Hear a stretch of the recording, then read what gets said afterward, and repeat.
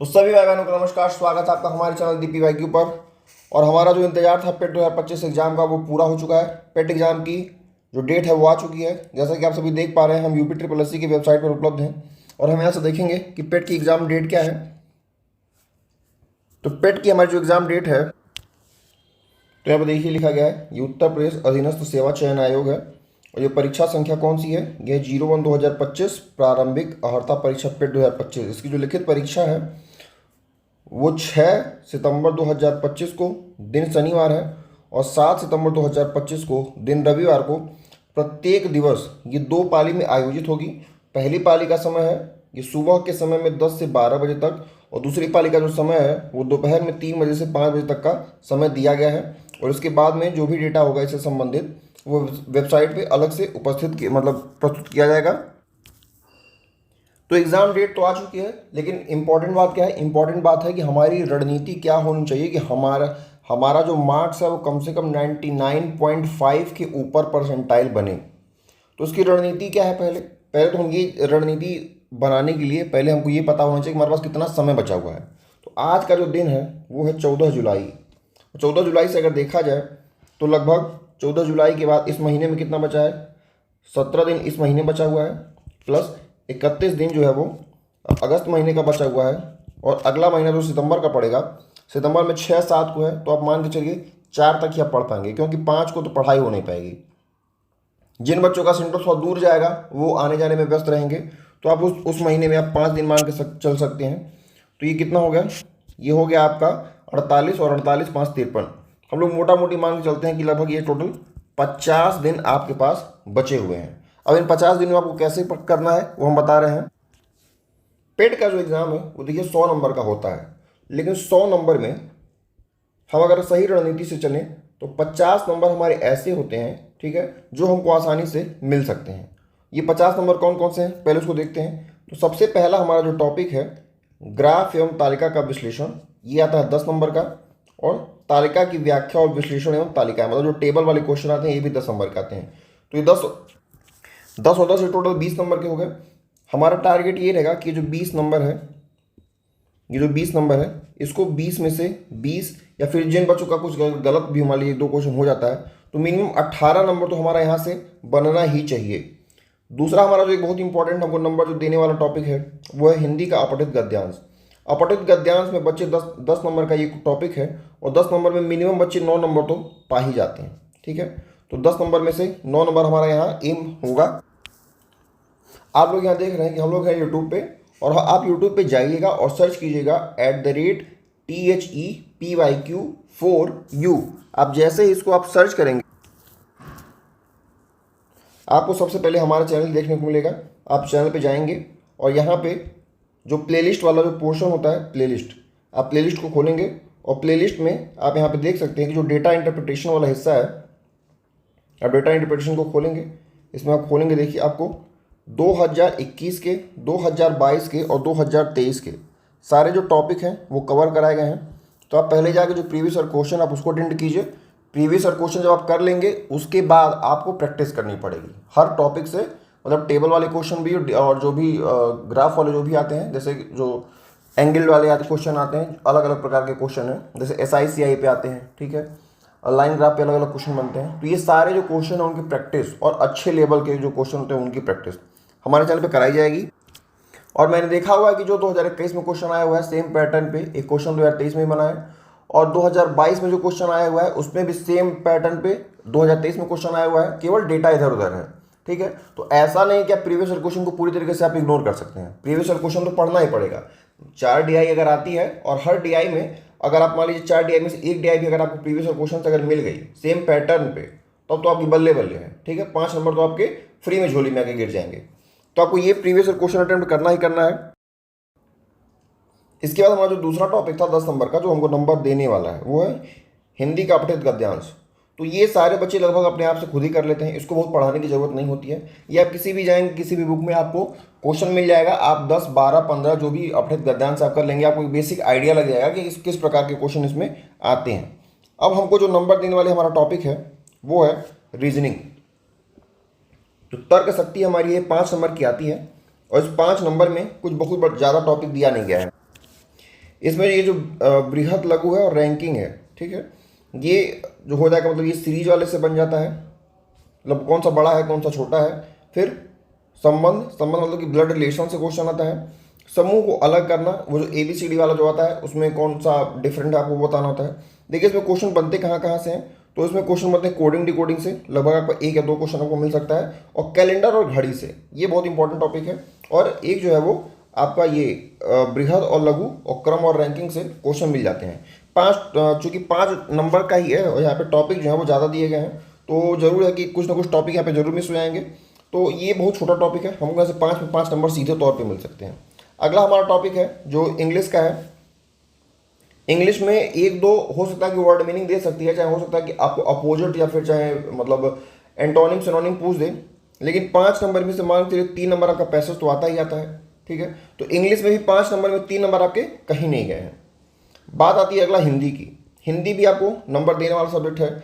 हिंदी में जितने भी ये जैसे कि विलोम शब्द है, पर्यायवाची शब्द है, वाक्यों के लिए एक शब्द है, समशुद्ध भिन्नार्थक है, ठीक है, तो ये जितने 3-4 टॉपिक हैं, तो हमारे चैनल पे अभी करंट टाइम में RO के लिए क्लासेस चल रही हैं, ठीक है। उसमें जो तीनों टॉपिक है ना, ये RO लेवल के कवर कराए गए हैं। अब जाके आप उसको एक बार वीडियो अगर आप देख लेंगे तो आपको, मुझे नहीं लगता है कि उससे बाहर आपको कुछ होगा, ठीक है। बच गया संधि हो गया, लिंग हो गया, समशुद्ध भिन्नार्थक शब्द। देखिए यहाँ पे कुछ टॉपिक ऐसे हैं जैसे कि समशुद्ध भिन्नार्थक शब्द, मुहावरे, लोकोक्तियाँ और सामान्य अशुद्धियाँ, ये 2-3 टॉपिक हैं जिनसे क्वेश्चन, ये जो 5 नंबर दिया गया है ना, इस 5 नंबर में मान लीजिए 3 नंबर जो ऐसा है जो इन्हीं 3 टॉपिक से आते ही आते हैं, ठीक है। सामान्य अशुद्ध एक स्टेटमेंट हर साल देता ही है कि कौन सा इसमें अशुद्ध है।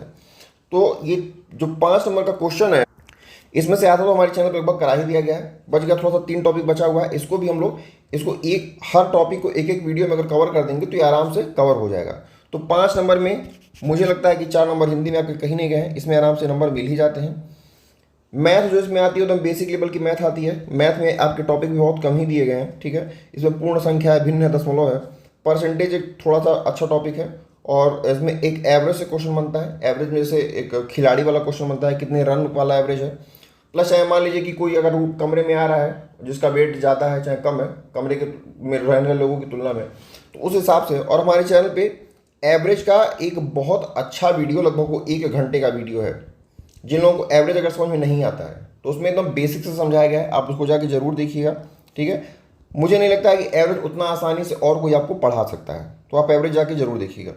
अगला टॉपिक हमारा है, हमको नंबर दे सकता है, जो नॉर्मल बच्चे जो कर सकते हैं, वो हमारा है संविधान। 5 नंबर का टॉपिक है और इसमें बहुत कुछ दिया भी नहीं हुआ है। संविधान की मुख्य बातें हैं, नीति निर्देशक तत्व है, मौलिक कर्तव्य, संसदीय प्रणाली, और इसमें केंद्र राज्य संबंध, ये टॉपिक थोड़ा सा अच्छा है, केंद्र राज्य संबंध वाला। और इसमें जो सर्वोच्च न्यायालय और उच्च न्यायालय है, ये सारे के सारे टॉपिक जो हैं 5 नंबर के हैं ये। तो मुझे लगता है कि 5 वीडियो में, इससे ज़्यादा तो नहीं लगना चाहिए, 5 वीडियो में सारे टॉपिक कवर हो जाएंगे, ठीक है। इसमें जिला प्रशासन भी ऐड किया गया है और पंचायती राज संस्थाएं भी इसमें ऐड की गई हैं। तो ये हो गया, बहुत उसमें कुछ नहीं है।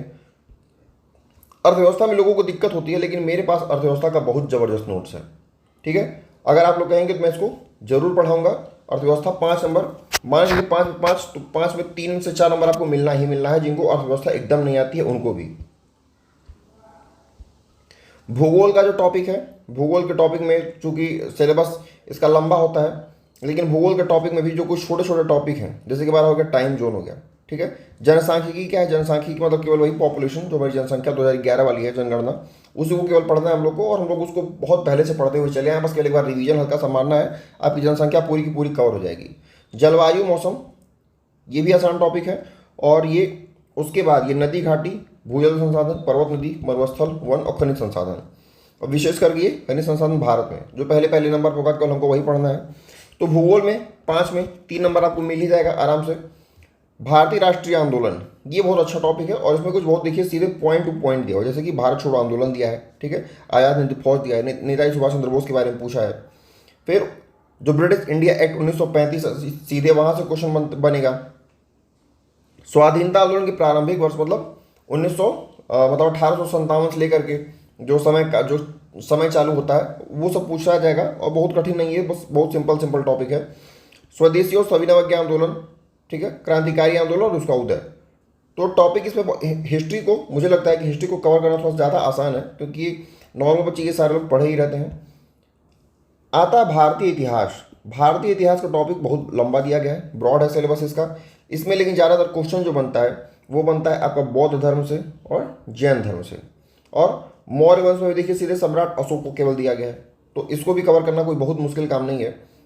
यहाँ से क्वेश्चन मराठा से बनने की संभावना रहती है। और उसका अगर देखा तो सिंधु घाटी सभ्यता में किसकी खोज कौन कौन किया है, आप यहाँ से बेसिक बेसिक चीज़ें, मतलब जो बहुत डिटेल में जाके नहीं कि आपको एकदम पूरा विशेषज्ञ बन जाना है, जो जैसे बुक में जो दिया रहता है ना टेबल बना करके, ठीक है, किसी भी बुक में, जैसे आप लूसेंट में देख सकते हैं, वैसे वैसे हम लोग केवल ऊपर ऊपर से पढ़ देना है। और मुझे लगता है कि जो भी प्रीवियस ईयर क्वेश्चन हुए हैं 21, 22, 23 जो भी हुआ, 24 में तो हुआ नहीं है, सारे में लगभग हिस्ट्री से क्वेश्चन लगभग एवरेज क्वेश्चन आते हैं। कोई बहुत ऐसा क्वेश्चन नहीं आता है कि आप उसको पढ़े ही ना हो कभी ज़िंदगी में। अब हमने बात की थी हमारी स्ट्रेटेजी क्या होनी चाहिए, तो हमारी स्ट्रेटेजी जो है, जो मेरे हिसाब से लगता है, देखिए टोटल 50 दिन बचे हुए हैं। इन 50 दिनों में आपको क्या करना चाहिए, तो इसको हम लोग 3 हिस्से में बांट लेते हैं। पहला हिस्सा हमारा 5 दिन का रहेगा, दूसरा हिस्सा हमारा 30 दिन का रहेगा, तीसरा हिस्सा हमारा 10 दिन का रहेगा। पहले हिस्से में हम लोग क्या करेंगे, पहले हिस्से में आप 5 दिन में आप कोशिश ये कीजिए कि 5 दिन में 2021 के, 22 के, 23 के जितने भी क्वेश्चन आए हुए हैं, ठीक है, आप उनको कवर करने की कोशिश कीजिए। आप उनको ज़्यादा से ज़्यादा जब कवर करेंगे तो आपको ये पता चलेगा कि पैटर्न क्या है और हमको किस पैटर्न पे तैयारी करनी है, पहली बात। और क्वेश्चन का आपको लेवल पता चलेगा, कितना डीप क्वेश्चन पूछ रहा है। दूसरा हम इसमें हमारा हिस्सा है 30 दिन का।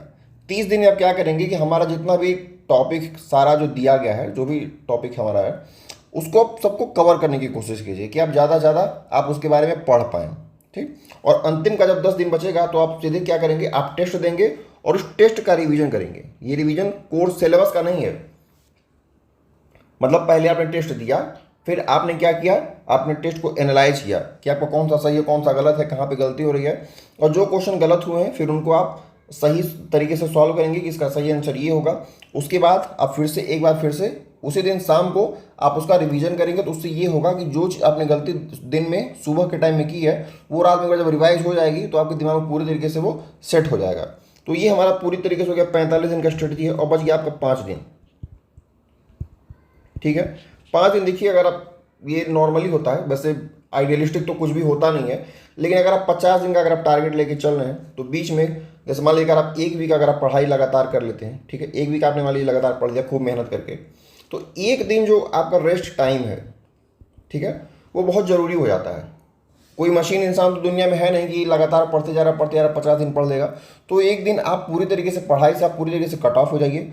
आप थोड़ा सा जाके कहीं बाहर घूमिए, अगल बगल पार्क हो वहाँ घूमिए, आप अपने दोस्तों से मिलिए। आपका दिमाग अगले दिन एकदम फ्रेश होना चाहिए जिस दिन आप अगले दिन बार फिर पढ़ने आएंगे, ठीक है। और ये आपका टोटल जो है 50 दिन का स्ट्रेटजी हो गया। कुछ बच्चे ऐसे होते हैं जिनको ये स्ट्रेटजी भी पसंद नहीं आई होगी, और कुछ बच्चे ऐसे होंगे जो पहले से पढ़ चुके होंगे। वो स्ट्रेटजी जो पहले वाली थी वो उनके लिए थी कि जो बच्चे पेट के एग्जाम के लिए फिलहाल अभी तक तो कुछ पढ़े नहीं थे, ठीक है, वो छोड़ दिए थे पढ़ना, और चूंकि डिले भी बहुत ज़्यादा हो गया है, तो ये जो दूसरी स्ट्रेटजी है ये बहुत बच्चे अपनाते हैं। करते क्या है कि वो सुबह, मतलब पर डे आपको करना क्या है कि आपको पर डे टेस्ट देना है। टेस्ट आप कहीं से भी दे सकते हैं, बहुत अलग अलग प्लेटफॉर्म उपस्थित हैं, तो आप पर डे जाएंगे, आप टेस्ट देंगे। और टेस्ट हम लोग किस समय में देंगे, एग्ज़ाम टाइम में। हमारा एग्ज़ाम टाइम जो भी है 10 से 12 का हमारा समय क्या क्या है, 10 से 12 का समय है। और दोपहर में जो भी समय है 2 से 4, फिर 3 से 5 है, शायद 3 से 5 ही है। तो इस समय में आपको जब पेपर देंगे तो आपको, आपका जो ब्रेन है, आपकी जो बॉडी है, वो उस समय उतना ऊर्जा लगाने के लिए तैयार रहेगी, ठीक है, और आपका ब्रेन एकदम पूरी तरीके से उस समय वर्क करेगा। बहुत लोगों को दोपहर में नींद आने लगती है, तो ऐसा नहीं करना है कि दोपहर के समय ही आप कोशिश कीजिए कि जो 3 से 5 वाला समय है आप उस समय टेस्ट दीजिए। उस समय आपको, उस समय नींद भी आती है और आप अच्छे से, आपका दिमाग जो है वो क्वेश्चन से लड़ने के लिए भी तैयार रहेगा थोड़ा सा। तो ये चीज़ आप करिए, और टेस्ट देने के बाद आप उसका एनालिसिस करेंगे, और उसके बाद जो आपका समय बचेगा आप वहाँ पे, जो पूरा दिन बचेगा आप वहाँ पे स्टडी कर सकते हैं। ऐसे ऐसे आपका 50 दिन पूरा बीत जाएगा, और आपको ये दोनों स्टडी से आपको समान रूप से लगभग बेनिफिट मिलने वाला है। तो ये तो हमने जाना कि एग्ज़ाम डेट क्या है, हमारी स्ट्रेटजी क्या होनी चाहिए, और हमने पढ़ने का अलग अलग तरीका भी जाना। लेकिन हमको मोटिवेशन कहाँ से मिलेगा? मोटिवेशन मिलने के लिए आपको ये जानना जरूरी है कि पेट 2025 से कौन कौन सी वैकेंसी आने वाली है। अगर आपको पता कि कौन सी वैकेंसी आने वाली है तो आपका मन जो है थोड़ा सा पेट एग्जाम देने के लिए और प्रेरित रहेगा, आपके मन में और आग भरी रहेगी। आपको और ज़्यादा से ज़्यादा नंबर जो है पेट में पाना है कि हमको किसी भी एग्ज़ाम से कट ऑफ से बाहर हमको नहीं जाना है। सबसे पहले हमारी वैकेंसी लेखपाल की आने वाली है। लेखपाल में लगभग 9000 से ऊपर पोस्ट आने वाली है। दूसरी वैकेंसी लोअर की है, ये 1900 प्लस पोस्ट आने वाली है। तीसरी है जूनियर इंजीनियर इलेक्ट्रिकल और मैकेनिकल इंजीनियर जिन्होंने किया हुआ है, 693 प्लस पोस्ट जो है वो बचे खाली हैं। एएसओ में 1500 प्लस की वैकेंसी है और वीडियो जो एग्जाम होने वाला है उसमें 3200 प्लस वैकेंसी बची हुई है। आगे जो वैकेंसी है वो सचिवालय कंप्यूटर सहायक की 193 पोस्ट के आसपास, लेखा परीक्षा अधिकारी और सहायक लेखाकार की 400 प्लस और 550 प्लस, आबकारी विभाग में जो सिपाही भर्ती है 400 प्लस के आसपास है। जूनियर असिस्टेंट की फिर से वैकेंसी आएगी, ये लगभग 3000 के पास पोस्ट है। स्टेनोग्राफर की 800 पोस्ट खाली है, अभी लगभग आने वाली है। एजीटीए की 2000 पोस्ट, ट्यूबवेल ऑपरेटर की 3500 पोस्ट और एलोपैथिक फार्मासिस्ट की 1100 पोस्ट। इसके अलावा भी और कई ढेर सारी पोस्ट हैं जो इसके आगे भी लिस्ट की लंबी है, इसके आगे भी और वैकेंसी इसमें जुड़ने वाली हैं। तो ये सारी वैकेंसी जो है ये पेट 2025 से आने वाली हैं। तो आप कोशिश ये कीजिए कि आप ज़्यादा से ज़्यादा, आप गिरते गिरते हालत में आपको 99 परसेंटाइल से नीचे नहीं गिरना है। और इतना नंबर आपको पाने के लिए आपका जो डीआई वाला पोर्शन है ना, आप डीआई में अगर आप 20 में 20 पाते हैं आप पा सकते हैं, ऐसा नहीं है कि बहुत असंभव कोई चीज़ है। हिंदी वाला जो टॉपिक है, हिंदी वाले टॉपिक में आप 10 में 10 नंबर पा सकते हैं। जो मैथ का टॉपिक है, मैथ में आप 5 में 5 पा सकते हैं। और जो रीजनिंग का टॉपिक है, रीजनिंग में भी आप 5 में 5 पा सकते हैं। ठीक है, तो ये तो बेसिक है। तो मतलब 20 10 30 आपके 10 40 नंबर आपके कहीं नहीं गए, चूँकि पेट 2023 का एग्जाम जो है वो बड़ा कठिन हुआ था, लोग बहुत कम नंबर पाए भी थे। लेकिन बहुत से बच्चे ऐसे भी थे जिन्होंने डीआई में 20 में 20 पाया हुआ था। ठीक है, तो ये असंभव चीज़ नहीं है कि आप डीआई में 20 में 20 पा सकते हैं। बस ये डिपेंड करता है कि आप कितनी प्रैक्टिस करते हैं डीआई में। तो हमारे चैनल पे डीआई का पहले तो प्रीवियस ईयर क्वेश्चन कराया गया है, उसको आप जाके देखिए। और इसके बाद से आप जब प्रीवियस ईयर क्वेश्चन कवर कर लेंगे, उसके बाद से आप जो आगे के जो अलग अलग कॉन्सेप्ट बन सकते हैं डीआई में, हम उन सभी कॉन्सेप्ट को कवर करेंगे। ठीक है, तो आप हमारे चैनल पर एक बार जरूर आइए और तैयारी आप चालू कर दीजिए। आपके पास 50 दिन बचे हुए हैं, और 50 दिन नहीं, आप उसको 45 दिन ही मान के चलिए, बीच बीच में आपको रेस्ट भी चाहिए होता है। तो चलिए अब बात खत्म करते हैं और आप तैयारी अब कल से आप स्टार्ट कर दीजिए। आपको देर नहीं करना है, ना आपको बहुत ज़्यादा शेड्यूल बनाना है, क्योंकि जो लोग ज़्यादा तैयारी करते हैं ना वो लोग काम कम कर पाते हैं। तो जो सोचने में बहुत समय बर्बाद नहीं करना है, आपको एक्शन लेना है। तो चलिए अब बहुत बहुत धन्यवाद, और हमारे चैनल पे आइए और प्रीवियस ईयर क्वेश्चन करिए। और इसके बाद जो कंटिन्यू क्लासेस जो चल रही हैं पेट के लिए, अब वो रेगुलर क्लासेस चालू हो जाएंगी, क्योंकि जो अभी बीच में रुकी हुई थी अब वो चालू हो जाएंगी। और आप क्लास कीजिए, और मैं ये गारंटी तो नहीं कह सकता हूँ 100%, लेकिन आप मान चलिए आप 99% आप गारंटी ले सकते हैं कि जो पेट में जो डीआई है आप 20 में 20 करके आएंगे अगर आप हमारे चैनल से जुड़ते हैं तो। और ये टॉपिक रहा हिंदी का, मैथ का, रीजनिंग का, ये सारे के सारे टॉपिक इतने अच्छे से पढ़ाए जाएंगे कि आपका कितना भी कठिन पेपर आ जाए, आप ये मान के चलिए कि आपका 60 नंबर, जैसे जो पेट जो 2023 वाला हुआ है उसमें बच्चे 50-50 नंबर 45, जो बहुत अच्छे पढ़ने वाले थे वो 45-50 पे रुक गए हैं। तो आप ये मान के चलिए आपका 60 नंबर आपका कहीं नहीं गया है। ठीक है, और अगर पेपर फिर से इस बार अगर कठिन आता है तो 60 नंबर जो होते हैं वो बहुत ज़्यादा नंबर होते हैं। ठीक है, और 60 नंबर आप पाते हैं तो आपका 99.9 के आसपास परसेंटाइल बन जाएगा आराम से। तो चलिए बहुत बहुत धन्यवाद, और वीडियो देखने के लिए, अंतिम तक देखते रहने के लिए बहुत बहुत धन्यवाद। और कल से हमारी क्लासेस चालू हो जाएंगी, तो आप उनसे एक बार जरूर जुड़िएगा। धन्यवाद।